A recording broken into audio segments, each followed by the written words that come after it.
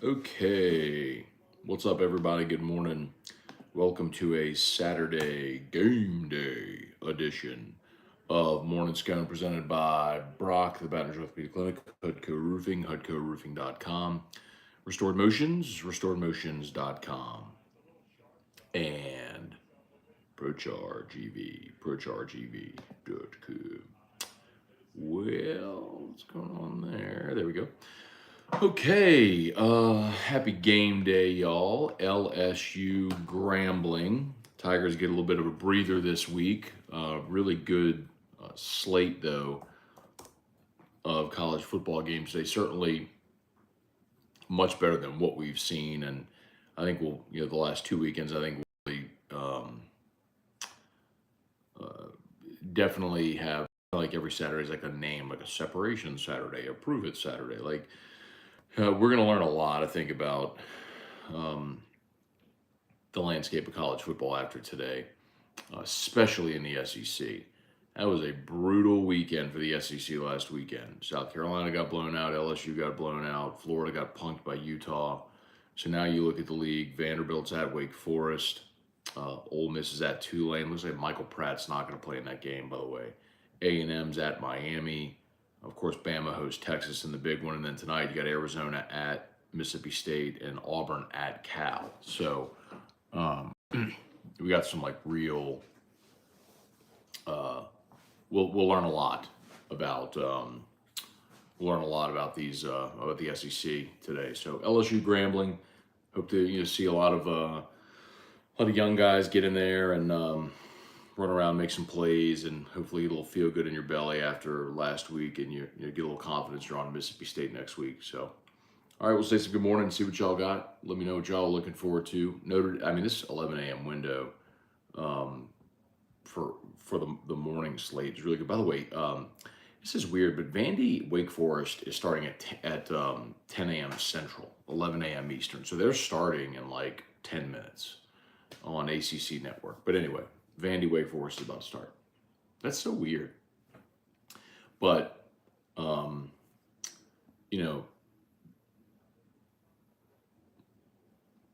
we go. Sorry.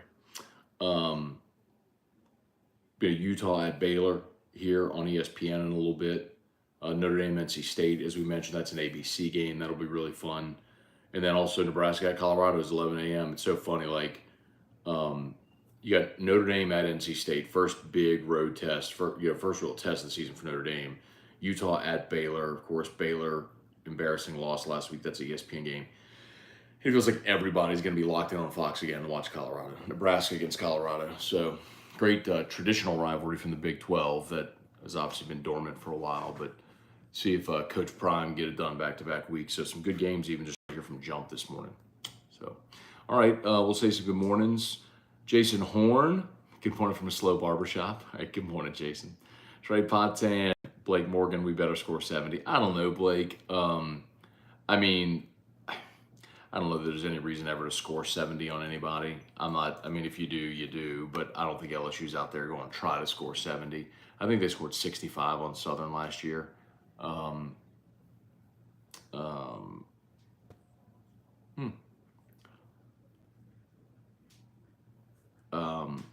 Rich Rod, Mike Brown. Yeah. Last year, LSU beat Southern 65-17 last year. So maybe you score 70, maybe not. Just you go assert yourself early. Brad David, good morning. Tiger Diver, good morning. Who we bet today? I made some plays, man. I don't have my DraftKings app open to tell you. I do think, I like Bama. I'll lay the touchdown with Bama. I like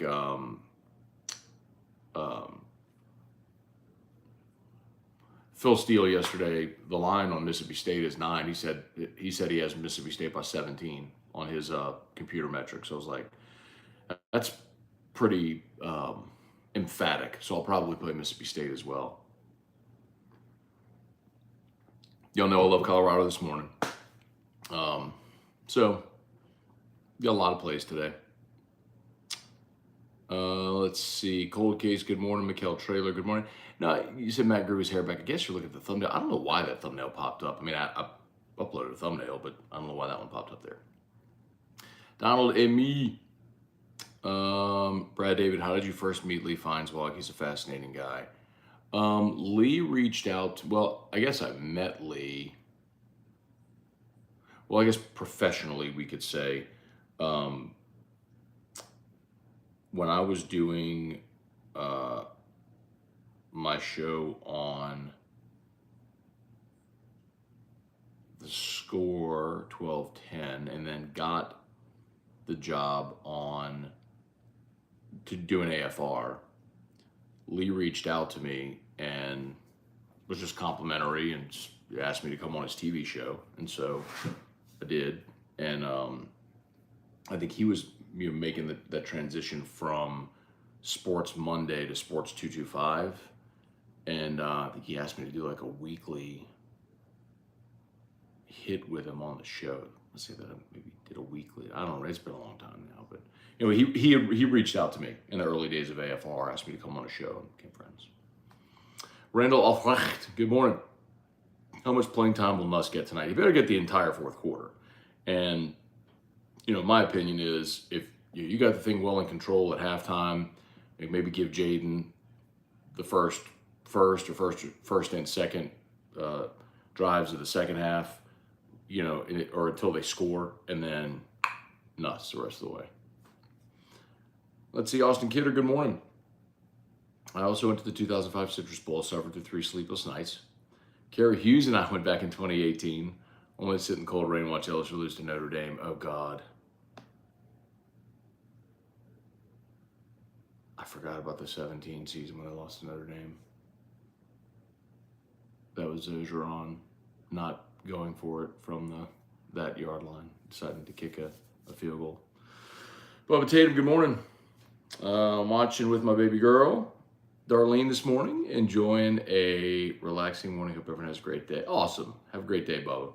And good morning to Darlene as well. That's my mom's name. It's Mama Scone's name. Tim Gotro, good morning. Let's see. Can't stay though. Nephew's got a soccer game in Tennessee at Whiskey and Wine. All right, Tim. Appreciate it, man. Yeah, we'll see y'all tonight for Whiskey and Wine. T-Bob and I will be live as soon as the LSU Grambling game goes final. Should be around 9:30. So it should also be about the time that Texas and Bama is going final. And 9:30 is when the Auburn-Cal game kicks off. So it should be a fun night tonight, Whiskey and Wine, man. Earlier kick makes for better time. So, the game should end around 9:30. So y'all join us over at Whiskey and Wine if you can. If not, make sure you're tuned in on the Watch 104.5 ESPN YouTube channel. Let's see, Matt Wise Ole Miss playing at Tulane. Do they not think they can fill their own stadium? Usually, well, it might have been a 2-for-1, which is generally how that works sometimes. Where when you'll see a Power 5 travel to a G5, they'll do a 2-for-1 deal. Basically, Tulane will play at Ole Miss twice, and Ole Miss will go there once as an exchange. So that's generally how it does. The other thing I'll tell you too, for Ole Miss's perspective, I'm sure they want to play in New Orleans. It's a obviously recruiting hotbed. So if you get an opportunity, just like LSU wants to go, like LSU likes to play in Atlanta and Houston and Dallas because they're recruiting hotbeds, so recruits can come watch them play. So I'm sure that's part of the reason why Ole Miss is willing to play in New Orleans. But the fact they're playing at Ullman's weird. Like, I could have seen it if they would have played at the Dome, but playing at Ullman's weird.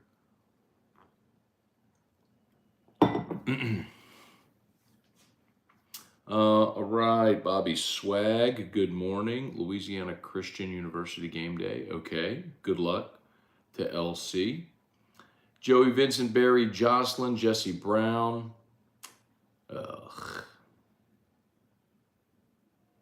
Saints are black on black tomorrow uniform combo, my favorite. That's Jesse. The black on black is literally the worst, most gaudy beer league softball looking awful uniform. It's heinous. They should burn those black pants and never, ever, ever, ever, ever think about wearing them again. Lou, how packed is Tiger Stadium tonight? I think they'll get 70,000 actual. It'll be very empty up top. But then again, it is the season. It is the home opener. So maybe people go out for the home opener. By the end of the game, it'll be friends and family. Jeremy Roden, Chris P, what's going on? Barry, is Colorado overhyped? They had a great game. It's one game. Never seen a bandwagon quite like the noise around primetime. Well, he's fascinating, which is why, right? And it's not just that they won, but it's how they won with, everybody watching, and you see Shedeur Sanders throw for 500 yards, and Justin Hunter did what he did. So I get why the hype is what it is. So are they overhyped? You have to define what overhyped means. I mean, the odds makers had their win total this year at 3.5.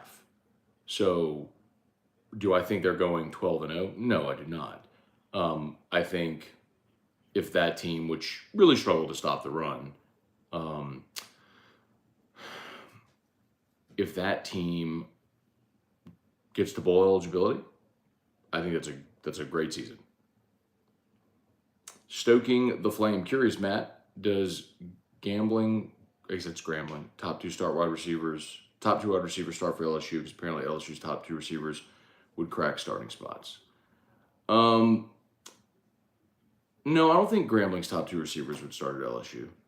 I don't think so. That's a reference to the comment that I made before the Florida State game.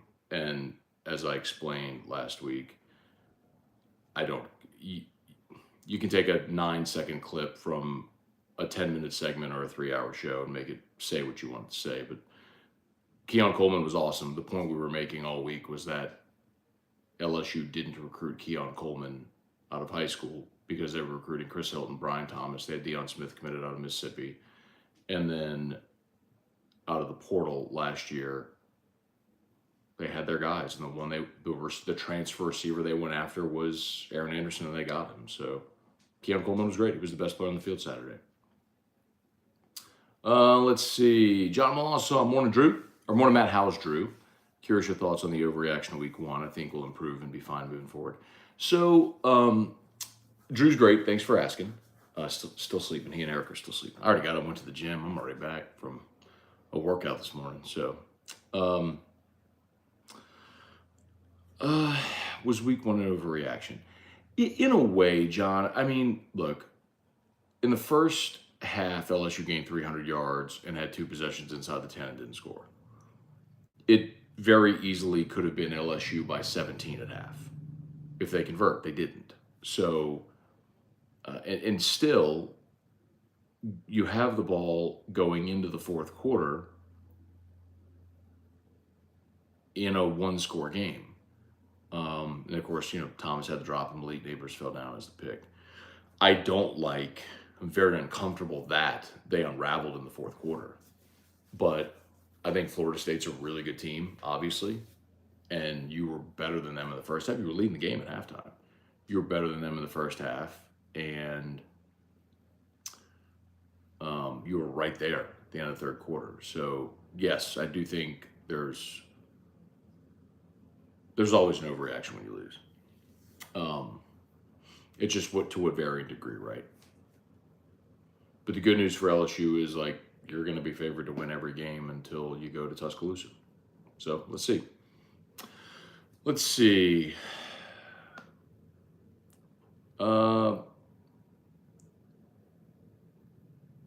Since they changed the clock, do you think college football will change the hash mark like in the NFL? I don't think so, Brad. I mean, the reason that the hash marks are what they are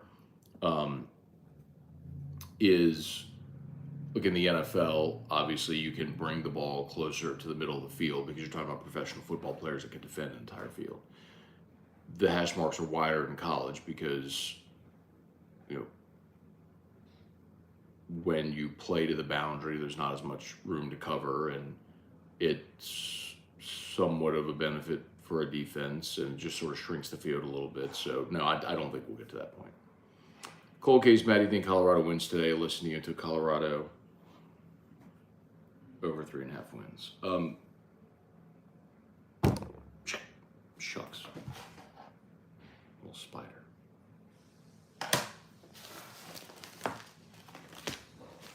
Got him. All right. Let's see. Yes, I do think Colorado wins today. I do. I think it's going to be a packed house, proud, emotional scene. Yes, I do think Colorado wins today. And I think they win next week as well against Colorado State, start 3-0. Let's see, Gulf South Scone, bad news. We've been pronouncing Bama Stadium wrong this whole time. You saw the game day story earlier today. Bama's 35-year play-by-play announcer beating cancer. He pronounced it Denny. Well, yeah, I mean, it's named after the coach and the president. It's Brian Dennehy Stadium, yeah. That's what I've been saying all along. Jacob Hibbard, I don't agree with panning BK or this team after Florida State, but it does seem we keep having holes. Corner this year, next year, interior defensive line and safety. Should we be worried we'll have ceiling long term? Jacob, you're one game into the second season. Brian Kelly just coached his 15th game at LSU. Calm down, bro. Calm down. They're fine. They'll be fine, okay? Brian Williams, all the Pac-12 After Dark games are going to truly miss them. Oh, they're not going to go away. I mean, Brian, you're still going to have West Coast teams playing night games on the West Coast. It's just not going to be called the Pac-12. Was Colorado -3 in overreaction last week? I don't think so, because I don't think Nebraska can score. Zachary Snyder, good morning, Matt. How did the LSU cornerback commit look last night while you called the game? Honestly, Zachary, I don't want to overreact, or because I mean it's Wallace Foster played for Warren Easton. I called the Catholic Warren Easton game last night, and Wallace Foster is a cornerback that's committed to LSU. Not good, man. Catholic's got some good wide receivers. Catholic's got a junior named Amari Clayton who scored on like a 55-yard touchdown where he had Wallace Foster beat by 5 yards down the seam. I mean,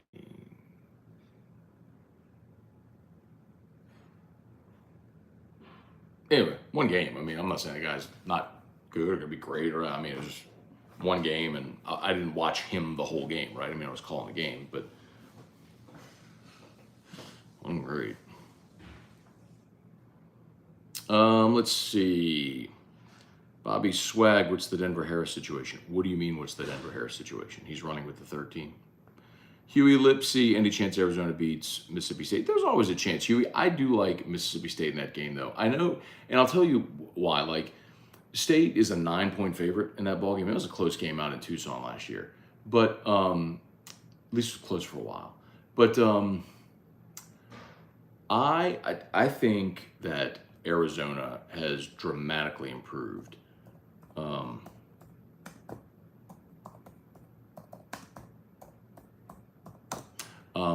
Oops. Sorry.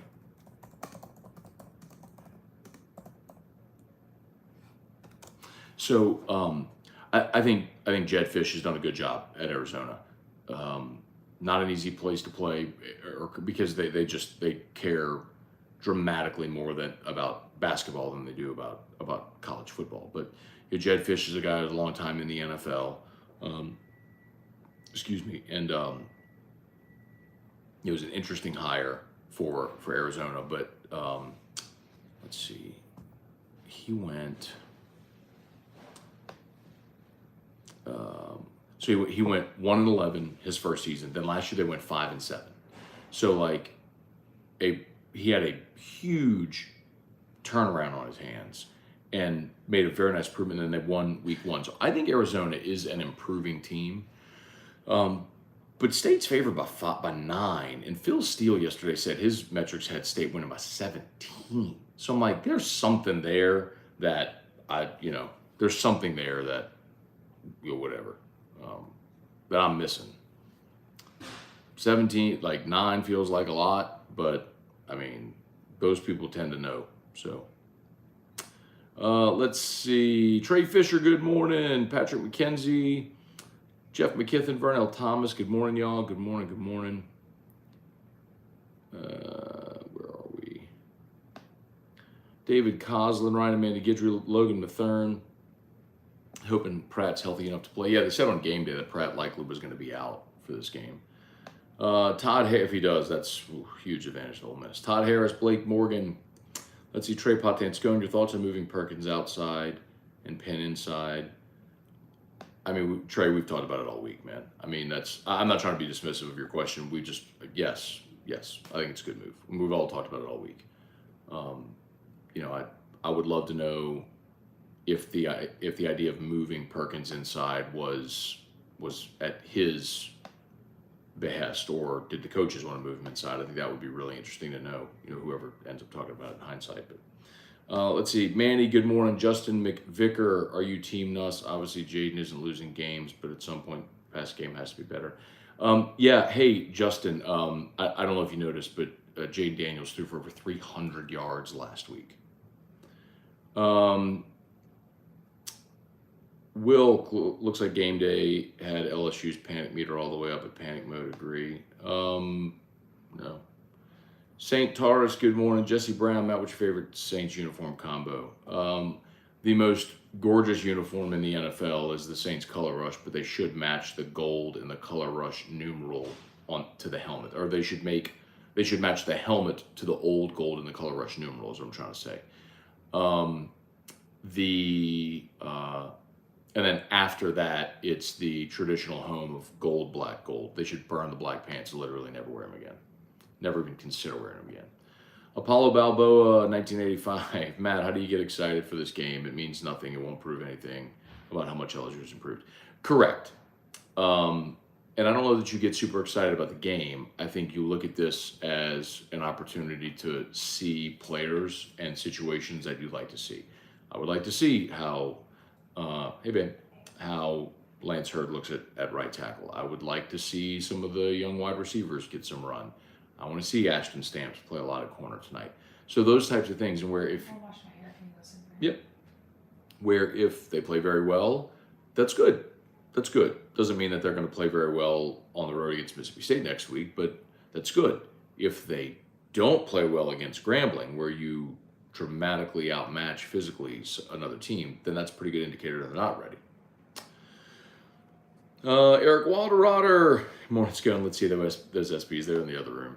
I can run and grab them. Hang on. Wendell Norman, Robert Pontaruri, morning from Sacramento. Go Tigers. Also, has Brant been back since you bodied him on here? So Brant was the guy who was talking about the route concepts. He did send me a message. So we like DM'd. So, but all is well. All is well. I even humored. So Brant was a guy who commented on here earlier this week, and he was basically, I'm paraphrasing, but he said that Denbrock has antiquated route concepts, and so I went in on him because it's just ridiculous that any fan, you or me, and our singer actually talking about route concepts. If you really understood, if you sat and watched film with a coach, which I've done before, at that level, and look at everything that they see and discuss and consider in every part of every play call, it would make you feel like they're speaking Martian, because you understand how much you know nothing really, that you think you know.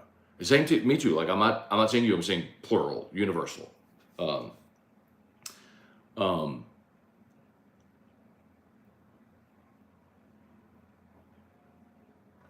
But anyway, so we did, but I did humor that, and I asked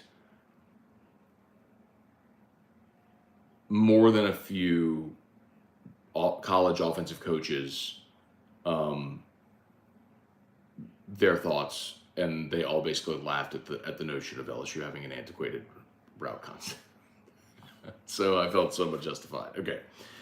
Scott, questions: is it too early to believe Florida State might be the best team on LSU schedule? Scott, I've said that all week. So no, I think they are. I think I would take both lines of scrimmage over Alabama's. I would take Florida State's receivers. I would take Jordan Travis. I think Bama linebacker secondary I would take if they're healthy. But yeah, I would take neutral field. I don't think they'd win it, because it's still Alabama, you still got to go beat them. But yeah, I mean, I think toe to toe, 1-85, I'd probably take Florida State over Bama. Michael Broussard, morning, Matt, from Champaign, Illinois. Tough loss for my Illini last night. College game day using message board material to dunk on LSU this morning. Didn't make it better. I missed that part. I had my headphones in watching game day at the gym, but I must have missed that part. St. Taurus, let's see. I agree. Saints black on black is awful. Almost as bad as the black pants and white jerseys. Yes, the black pants are awful altogether. You and I completely agree. Randall offering. I think the Titans win 27-24 tomorrow, but I hope I'm wrong. Like, Randall, that you're a day late $1 short, brother. That's literally the score I picked on AFR last night. At the end of the show. Let's see. I don't know, Randall, if that you were actually just picking that, if you heard me pick that yesterday, and so you're just putting it up there.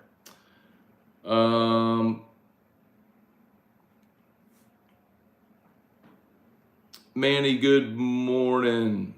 Let's see. Todd Harris, Matt, don't get me wrong. I like Brian Kelly. Okay, I'm not reading any Brian Kelly. I'm sorry. Respect. I'm just not going to do the whole, should they fire Brian Kelly here? And is he in over his head? I'm not going to do that. It's so dumb. One result in a bad fourth quarter is not the thing that should have you feeling like Brian Kelly's not the guy. Go 6-6 this year, and we can absolutely have that question after the season. Logan Bethurn, son was born last night, watching the game in the hospital tonight. Congratulations, Logan. Cheers, man. Hope mom and baby are doing great. Congrats to you. That's awesome news. Kurt Taylor, good morning. Good to see you as always. Oh, God. Jason said he wants the Saints to wear the gold jerseys again. No. Hard pass on that, bro. Craig Duguay, good morning. Long-time caller, first-time listener. Matt, is it a fact that LSU is indeed a basketball school now? Thanks, I'll hang up and listen. A women's basketball school, in fact. Sonny Warmington, Melissa Roy, good morning. Michelle Manuel, good morning. Heath Lanier, Darren Straub. Do you see Hilton maybe jumping into the 3 role with Lacey's continued drops? Maybe. I don't know that you necessarily think of it as like a 3 role, but you got to look at it as, is he playing slot? Is he playing on the outside? Like, is he playing? I mean, there's XYZ receivers. So what spot is he playing? Do they like him better inside a route? Like, so there's all of that, But anyway. Kelly Groves, Trey Potan, good morning. See, Todd said that's not what I was saying. I don't want to fire BK. I wasn't saying that you were, Todd. Okay, I'll go read the full comment. I wasn't saying that you were. I don't want to have Brian Kelly conversations, but I'll read your comment in full. Let's see. I think he's brought some order to the program. I'm worried about the toughness of this team. Notre Dame was always kind of criticized for being a good but soft team. They got bullied in big games. Do you see this team as a tough, gritty team? So I don't think Notre Dame got bullied in big games. There's a big difference between being bullied and having guys that just are overmatched. When Notre Dame played Alabama in the 2012 national championship game, that was a team that was physically and completely overmatched by a better team. The reason Brian Kelly is here is because he was never, ever, ever going to be able to recruit a roster to South Bend 1-85 that looked like LSU or Alabama. That's literally like the reason he left. He did everything. He got them in 2 college football playoffs, got them to the BCS national championship game, and every single time when he ran up against a heavyweight, you just realized he was punching at a different weight class. So, I mean, Brian Kelly had a quote. I don't know if y'all saw it, but he was giving an interview to someone who was talking about Notre Dame and Marcus Freeman and all. And Brian Kelly had a quote this week, which essentially said, let me read the quote.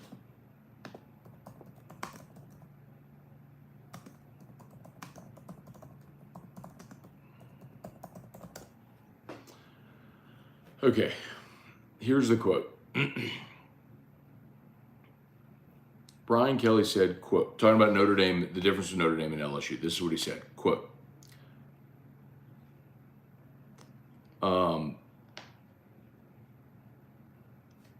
The whole landscape there is different than it is here. It just is.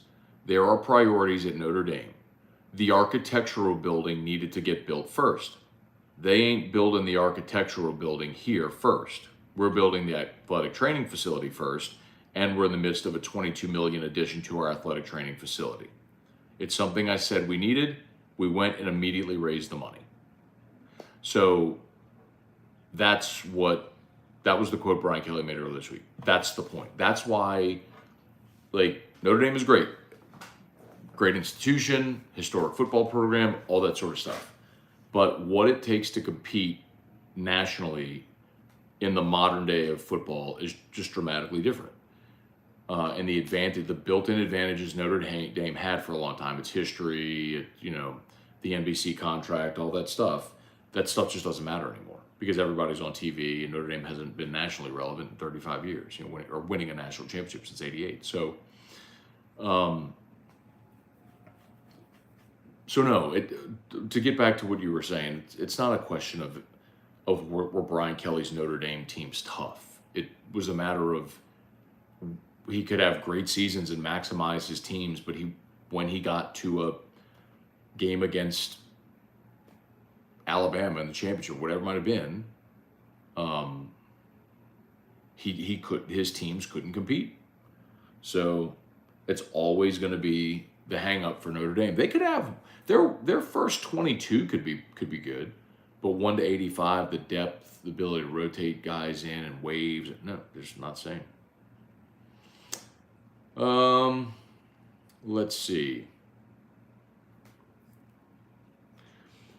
I can't believe I creased my LSU color Jordan 1s last week in Orlando. Happens, bro. They're just shoes. Wear them, crease them, do what you can to protect them and keep them nice. But they're shoes, brother. They're gonna crease. It's gonna happen. Wear them. Scott, it's gonna be fun seeing the 2s and 3s at the tight end position tonight. I'd like to see what they can do. Kevin Douglas, thoughts on Cesar Ruiz extension? That must have happened last night. I'll look. 4 year. It's 4 minutes ago.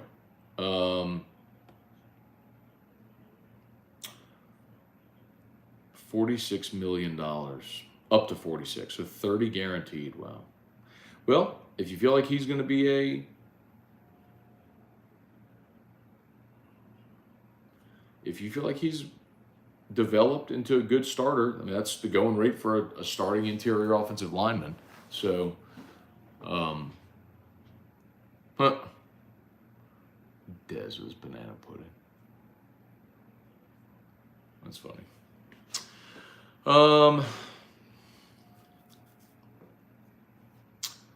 Gulf South, listening to Flynn and Hester talk actual football along with Terrio being serious on baseball, some of the best 104.5 content just doesn't happen that often.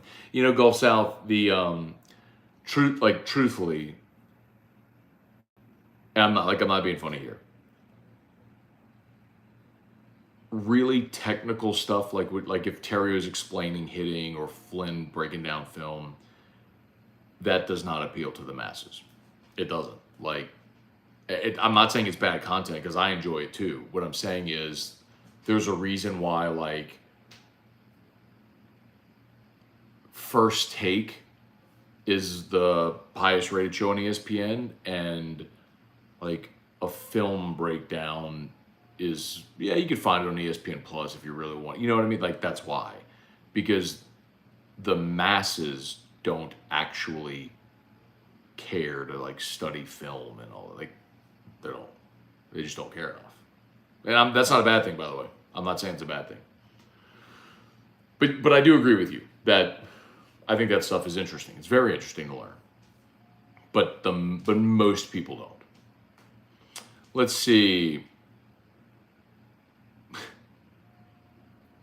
Austin Kidder, you aren't a true Morning Scone fan unless you've been put in your place by Matt's candor at least once. I am an Enneagram 8. I am nothing if not candid. Sometimes uncomfortably honest.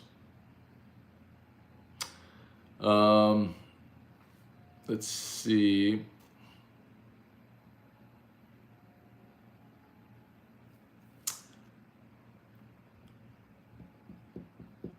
Brennan Huff, good morning. Still riding the Jaden Jetta.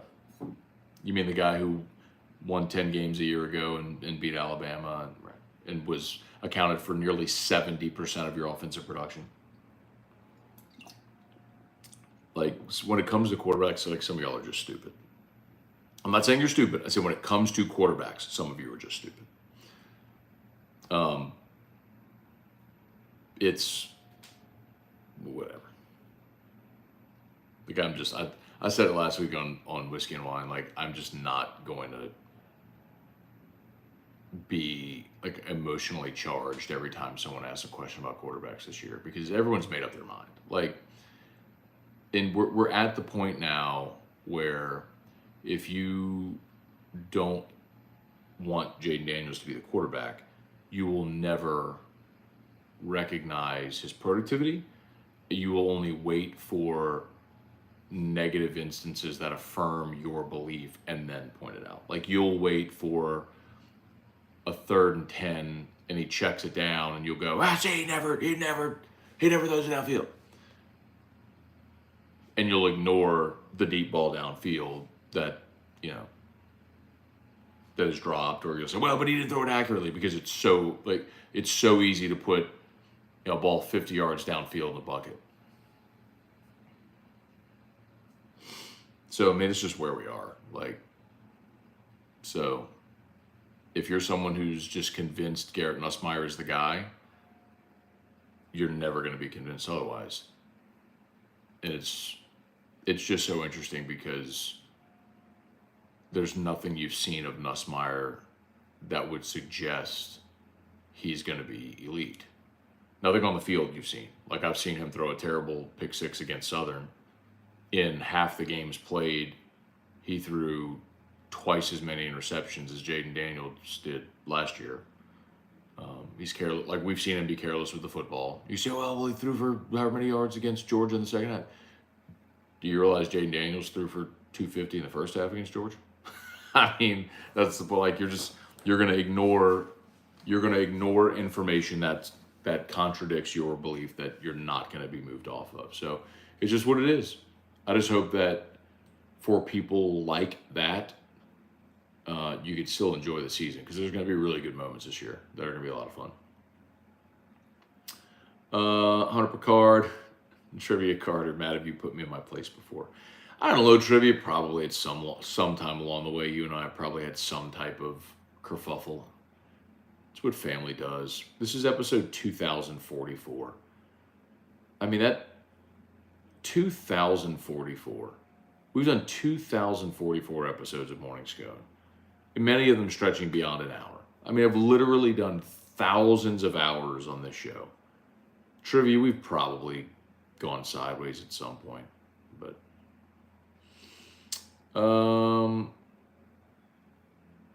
Neil Christian, good morning.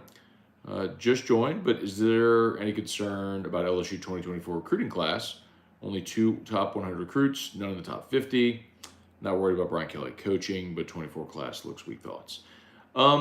So a couple things, and primarily I think it's worth noting some of your top targets may still be uncommitted. Some of the top players in the country wait to commit till at or around signing day. So, like, the top guys in your class probably still waiting for them to come aboard. Neil, I don't necessarily obsess over recruiting rankings, although I do think sometimes it's at least a good gauge, good starting point. Like, I mean, we've run through before the number of 5 stars that busted and the number of 2 stars that became Justin Jefferson or Jacob Hester, right? Mostly what I want is for LSU to recruit really good players at positions of need. Lee Corso with the tiger head, that's so good.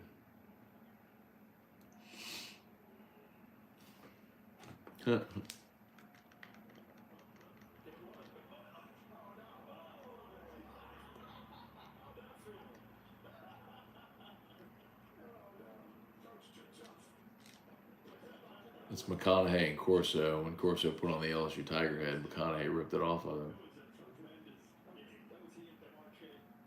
him. Okay.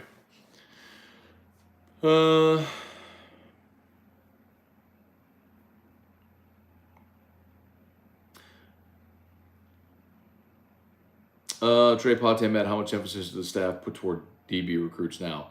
Well, a ton. I mean, they've already got like 4 cornerbacks and 2 safeties committed. That guys, like, they know where their hole is. That's not a question. It would have been really great if Eli Ricks and Dwight McGlothern had stayed and not transferred, but they left, and it left you in a bind last year. So you had to go immediately get portal guys. You did, and they just all happened to leave. So you're back in the same position this year.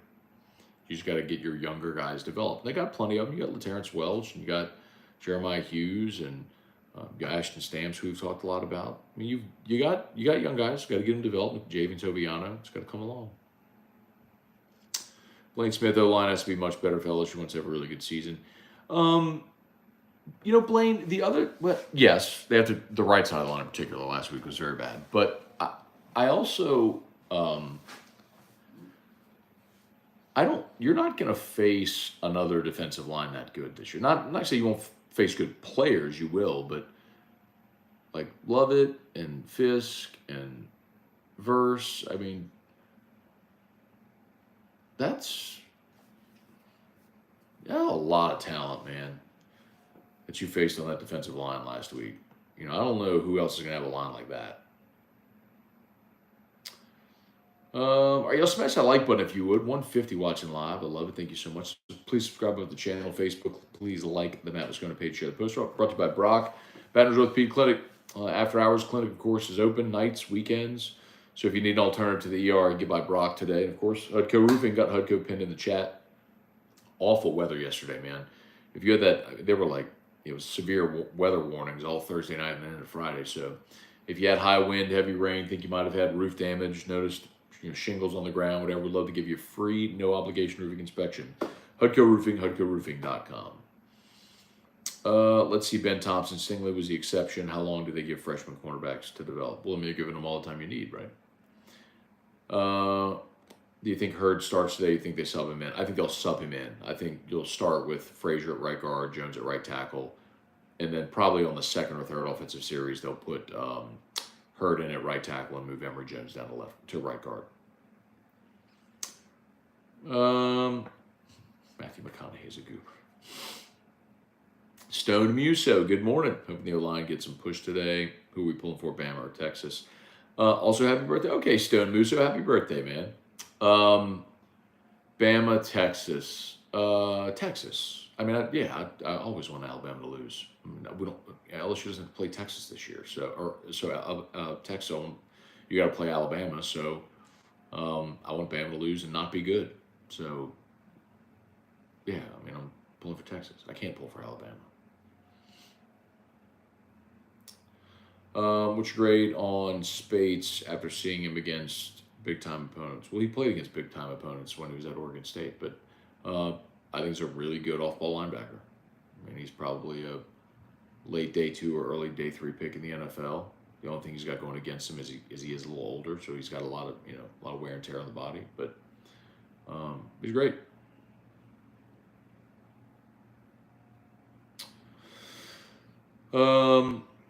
Let's see, why is LSU favored against Ole Miss on the road? That's the one, I'll tell you, that I think may flip by the time that game comes. It wouldn't surprise me if that one does flip to Ole Miss being slightly favored. Kind of depends on what happens the next 2 weeks, right? See what LSU does. See what Ole Miss does down against Tulane, and see how LSU fares against Mississippi State. And then they come home against Arkansas. So we'll see.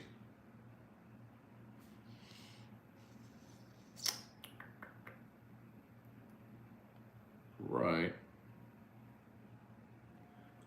Brennan asks, where does LaTerrence Welch fit in the secondary? Brennan, I mean, all I can tell you is like what we saw, right? So when we would go out to practice, they were running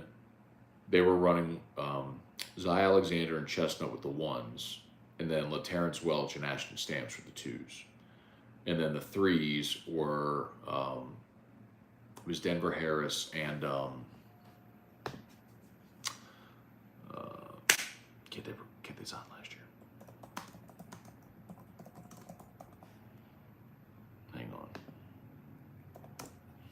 I don't have my notes in front of me. It was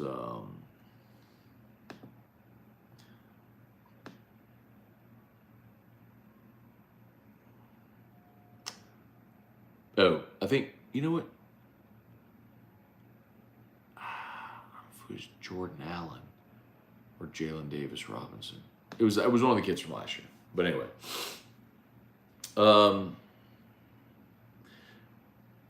Yeah, I like LaTerrence Welch. I like his moxie. He just hasn't been able to break through. So, kind of telling, right?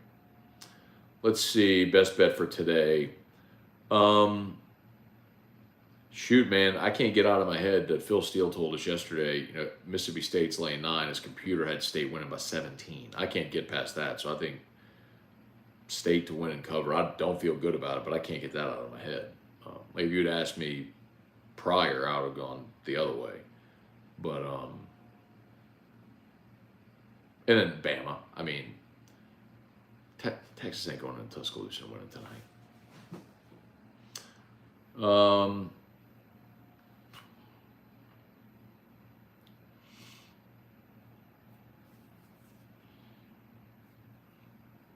Let's see. Tez, a fool with it. Do you think Denver and Deuce together help the secondary? No.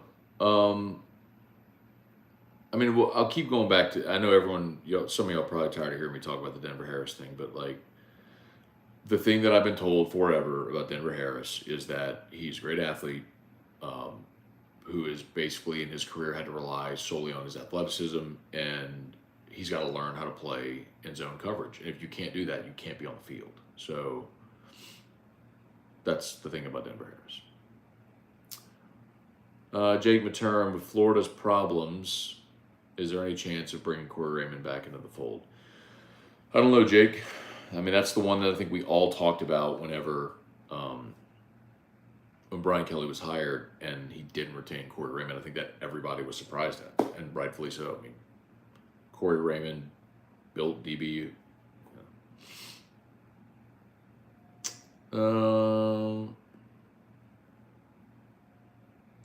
Perkins for Heisman. I'm going to the Ole Miss game with my cousin, who's a big Ole Miss fan, a huge trash talker. Gosh, I hope we beat them.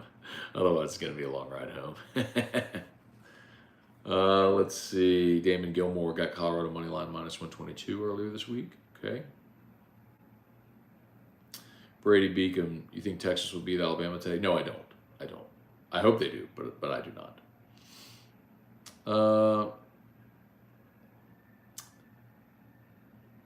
Gary Atchison, good morning. All right, going to the game. Good deal, man. Yeah, hoping to see improvement. Blaine Smith, do you think the open flame cooking ban will significantly affect the game day crowd? Blaine, I thought they overturned that this week, that they were going to allow tailgating and cooking and all that sort of stuff. All right, last one. Tez said, let's see, Trey and Caleb helped the running backs. I don't think so, Tez, not this year. Trey Holly was 8th out of 8. And Caleb Jackson's, I mean, he was great in the scrimmage that we got to see. But Brian Kelly sort of downplayed that. Now they had Caleb Jackson back there returning kicks opposite Aaron Anderson. But what I will say is, if you continue to struggle to run the football, like, you got to try something different. So one of the players I'm really excited to see tonight is Logan Diggs. They didn't play him last week because he wasn't 100%. So if he is 100% or closer to 100%, I'm excited to see Logan Diggs tonight. Okay. All right, last one. Sibley said, sorry if you covered this. Did Brian Kelly imply that moving Perkins middle linebacker was to help him be a better NFL prospect? So, no, not exactly. So, when we talked about him moving, what Brian Kelly says, there's so many things to consider. It's, development. You want the player to develop, obviously. Player at the next level, of course. And then also, how does he help us win? So I think it's a combination of all those things. I'll tell you also, that's not exclusively a football thing. For example, so Blake Dean is a great example of this in baseball. There's probably a more recent one, but this is the one I've used for a long time, so it comes right to mind when I mention it. So Blake Dean was a DH And on the 2009 championship team, he DH'd. He played some first base, but he knew that for him to actually have a real opportunity as a draftable prospect and to make his way in a farm system, he was going to have to play somewhere in the field. So when Blake Dean came back for his senior year, there was an agreement that he'd get to play in the outfield. So Blake Dean played right field his senior year for LSU. And LSU, of course, wanted the bat back, so they put Dean in right field. Blake Dean was not LSU's best option at right field, but you were going to have him in the lineup no matter what, and it was kind of an opportunity for that guy to show at the next level, Xavier Jackson, that that he could do it. So I think that happens in every sport. Ben Simmons is a great example of that at LSU. Like, Ben Simmons wanted to run the point. He wanted to be a facilitator. And what LSU really needed on that team was for Ben Simmons to go play the post. They needed him to play power forward. They didn't need Ben Simmons bring the ball up the court and facilitating. I've told this story a bajillion times. There was a play where Ben Simmons grabbed the defensive board, led the fast break, went down the lane, behind the back, no look pass to Craig Victor on the low block, and Craig Victor wasn't ready for the ball, so it went off of Craig Victor out of bounds as a turnover on Ben Simmons. The stat sheet shows turnover on Ben Simmons. In reality, like, Ben Simmons made one of the greatest plays you'll ever see, and his teammates weren't good enough to pick him up. So, anyway, my point is, like, Ben Simmons needed to be playing on the block, not Craig Victor. But anyway, all that to say, in every sport, there's always multiple considerations like that when you're talking about a player like Perkins.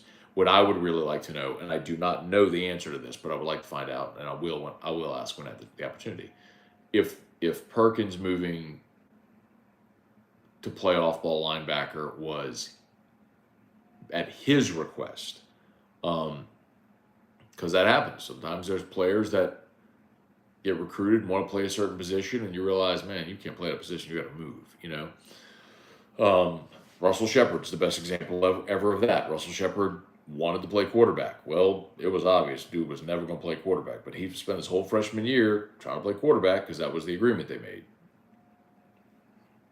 And ultimately, he moved positions, and he ended up playing, was it 6-7 years in the NFL at receiver? What if he'd been playing receiver all along? So there's always those considerations. All right, Von Bluesman, good morning. Oh, yeah, I think we're done. If you haven't done it yet there on YouTube, please smash that like button. Subscribe up to the channel. We appreciate that. Facebook, please like the Matt Scone page, share the post. Shout out to Brock and Hudco, of course, my girl Crystal Poche over at Restored Motions. Lifesaver, man. If you got pain, go book a session with Crystal Poche. She is awesome. T-Bob went this week to see Crystal. I got him going to see Crystal now. He goes pretty regularly. All right. Y'all have an awesome day. Thanks so much for watching. Go Tigers. Whiskey and Wine, as soon as LSU Grambling goes final, y'all come hang out with us. Even if you're going to be watching, like, the 9:30 game is Auburn at Cal. Have that on your TV. Put us on your phone or do that in reverse. But hang out with us for Whiskey and Wine tonight. So, okay, we'll see y'all.